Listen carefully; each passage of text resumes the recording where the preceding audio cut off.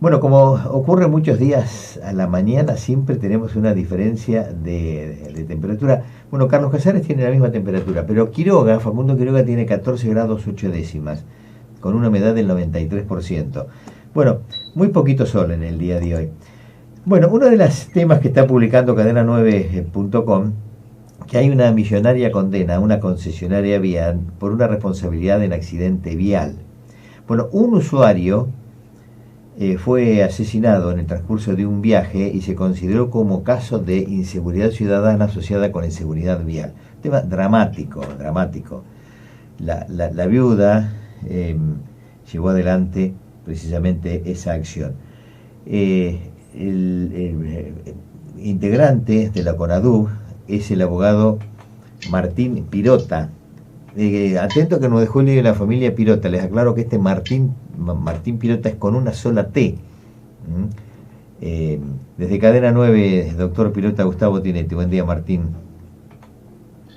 Buen día, Gustavo, y buen día a toda la audiencia de Cadena 9. Bueno, nosotros tenemos un estilo de radio con imagen. A medida que está saliendo por radio, también esta charla está saliendo en video. Hay una foto tuya, que la gente que sigue esto por video te está viendo. ¿Tenés un parecido a Luis Miguel? ¿Te lo han dicho eso?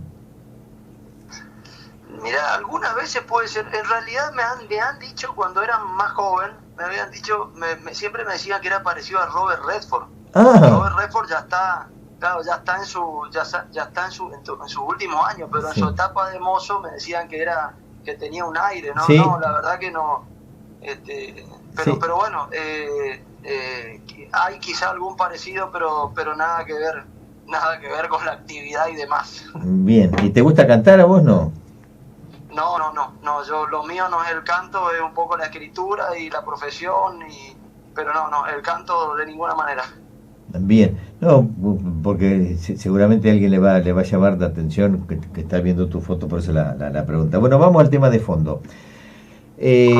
Pocas veces es condenada una concesionaria vial en el marco de las responsabilidades del servicio que brindan en ruta, y este es un caso muy puntual, ¿no? Sí, la verdad que este es un caso testigo que sienta un importante precedente y sigue con una tendencia que ya viene de hace unos años atrás, impuesta por nuestra Corte Suprema de Justicia de la Nación, en cuanto a la responsabilidad de los concesionarios viales por siniestros viales ocurridos en el corredor concesionado por diferentes motivos o causas. Esta es una causa puntual porque acá hay un tema de inseguridad ciudadana asociado a un caso de inseguridad vial. A ver, ¿por qué decimos esto? Porque en este caso se trataba de una familia cordobesa que viajaba en el año 2010 desde la provincia de Córdoba a Buenos Aires, y en una parte de la autovía panamericana de la Ruta 9, viajando de madrugada, el matrimonio de 30 y pico de años junto con dos menores se encuentra en la ruta con dos bloques de cemento de importante tamaño que obligan al conductor a tratar de esquivar, de evitar la colisión con los bloques, pero no puede hacerlo, razón por la cual una de las cubiertas revienta y tiene que necesariamente detenerse para realizar las gestiones de cambio de la cubierta. Cuando se detiene y baja padre de familia, aparecen en la zona 2 o 3 personas armadas y con intenciones de robo, y le efectúan un disparo a quemarropa y lo matan delante de la familia. Gravísimo. Es gravísimo, porque la verdad que los chicos eran de 1 y 2 años, por supuesto estaban durmiendo a esa hora de la noche, eran cerca de las 2 de la mañana, y esta persona, la verdad que nosotros decíamos en el comentario, es un caso típico de relato salvaje, ¿no? Podría perfectamente integrar un episodio de esa película, porque uno se puede llegar a imaginar sufrir un accidente en una carretera por alguna causa imputable al vehículo o al desperfecto de la carretera, pero no se puede imaginar nunca que van a aparecer personas fuertemente armadas y van a intentara cometer un robo que en realidad no se cometió, porque cuando lo mataron huyeron, y para colmo los autores materiales del homicidio no fueron encontrados nunca. Entonces, bueno, la viuda inició un juicio contra el Estado y contra el concesionario vial.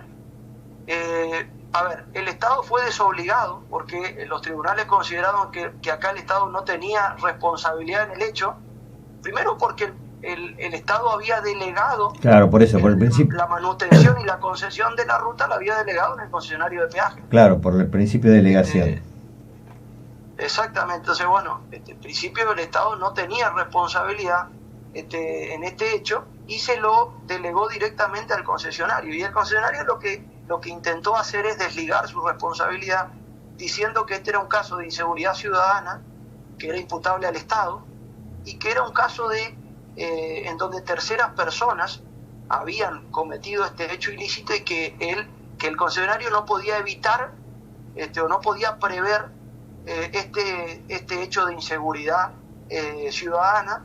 Pero en realidad lo que se olvida del concesionario es que esto fue generado por una causa que sí es imputable al concesionario, porque es un obstáculo fijo, inerte, extraño a la materialidad de la carretera, que aparece en ese lugar y que es obligación del concesionario, por la obligación de mantenimiento o conservación de la vía, correcto, sacarlo inmediatamente de la carretera para evitar que este obstáculo se transforme en un peligro latente que pueda ocasionar daño a los usuarios viales. Que de hecho se convirtió no solo en un peligro por el daño que se había originado con la ruptura de la cubierta, sino un hecho mucho más grave, que es el homicidio, ¿no? Exactamente. Un hecho que podría haber sido con consecuencias menores o con consecuencias materiales únicamente para el vehículo, el reventón de un neumático y nada más, se transforma en una ocasión, con un desencadenante para que estos delincuentes ingresen a la ruta, al corredor concesionado, y dentro del cual es guardián el concesionario, y acometan esta emboscada fatal a esta familia, ¿no? Que no pudo completar el viaje de ida y vuelta sano y salvo al lugar de destino con todos los integrantes de su familia, ¿no? Bien, mucho hecho dramático. Bueno, ahora tiene la concesionaria vial ahora debe indemnizar ya con este fallo a la familia. Que hoy Sí. Hoy es la empresa Corredores, ¿no? Hoy es la empresa Corredores Viales S.A., sí. Sí, que está en muchos lugares, dicho sea de paso, Corredores Viales, Sociedad Anónima. Sí, se hizo una reformulación de las concesiones, y Corredores Viales, sí, fue adjudicada con varios tramos, ¿no? de ruta concesionada.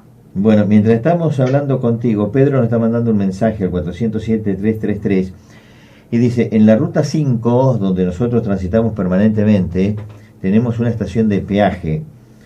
No hay colectora. ¿Qué pasa con los vehículos que tienen que obligatoriamente estar abonando, y sobre todo los que viajan de Bragado a 9 de Julio diariamente, no habiendo colectora? Claro, en realidad esto es una vieja polémica, ¿no? Porque en realidad las rutas concesionarias debieran prever rutas alternativas simultáneas gratuitas, ¿tá? Ahora, el tema es que digo debieran porque ya en los años 90, 91 hubo un fallo importante de nuestra Corte Suprema de Justicia de la Nación, donde distinguió perfectamente lo que es la circulación territorial de la circulación económica, es decir, y dijo que se puede cobrar peaje sin que por ello se vea perjudicada la circulación territorial, es decir, este principio de circular libremente por los caminos de la República, como garantiza la Constitución Nacional, y que no era obligatorio para la constitucionalidad del peaje la existencia de vías alternativas simultáneas gratuitas, porque la Corte dijo en ese fallo del año 90, recordemos la Corte menemista del año 90, los años donde justamente se diseñaron las concesiones viales, o sea que el fallo tenía una tendencia en ese aspecto, dijo la Corte que no era requisito para la constitucionalidad del peaje la existencia de vías alternativas simultáneas gratuitas. ¿Por qué? Porque decía que si existían vías alternativas simultáneas gratuitas, todos los usuarios iban a usar esas vías y las vías concesionadas se iban a transformar en vías antieconómicas para el concesionario porque nadie las iba a usar. Ese fue el argumento de la Corte. Entonces se quebraba la ecuación económico-financiera que tiene que existir en el régimen de concesiones y ya las concesiones no iban a ser viables y no iban a ser rentables para los concesionarios. Por ello la Corte dijo que no era requisito, no era necesario la existencia de estas vías alternativas simultáneas y gratuitas, y es por ello que no existen actualmente en nuestro país, salvo circunstancias excepcionales, ¿no? Casos excepcionales que sí hay. Sí, recuerdo el hecho porque en la fundamentación tomó una modalidad del antiguo derecho romano, que a medida que se iban abriendo los caminos, los dueños de las tierras, bueno, eran los que decidían si se circulaba o no por ellas, y después tomó una suerte de connotación en esa fundamentación del camino de Circa, que por otra parte estaba emparentado con ese principio del derecho romano, pero que se olvidaron de un tema central en ese aspecto. ¿Cuál es? Que en aquel momento no estaba la constitución del Estado, entonces estaba rigiendo el tema del principio de la propiedad privada, y a la luz de la creación del Estado, bueno, todo esto convierte a ser relativo por este tema de delegación, no mirando el contrato social de Rousseau en la antigüedad. Correcto. Sí, es verdad. Claro, una cosa es que construya el Estado y que después el concesionario mantenga o conserve la carretera, y otra cosa es que le den al concesionario la construcción y después la conservación y la manutención de la carretera. En realidad en nuestro país la mayoría de las concesiones viales, en la mayoría, por no decir casi en la totalidad, el concesionario no construyó nuevas rutas.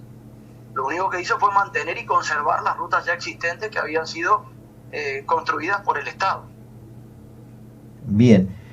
Bueno, este fallo puede convertirse también en un modelo a seguir en el marco de distintos accidentes viales, y que muchos de ellos es como consecuencia de cierta negligencia o torpeza de las empresas encargadas del mantenimiento de las vías de circulación, de las rutas.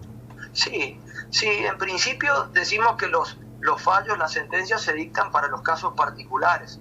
No obstante lo cual, este fallo sienta un precedente importante y, como decíamos, marca una tendencia hacia dónde va la jurisprudencia, hacia dónde van los tribunales al resolver cuestiones que tienen que ver con la responsabilidad de los concesionarios viales, donde están involucrados los usuarios, donde estamos involucrados todos, que somos considerados usuarios viales, y por lo tanto nos cabe la aplicación del principio protectorio que está contenido en la Ley de Defensa del Consumidor.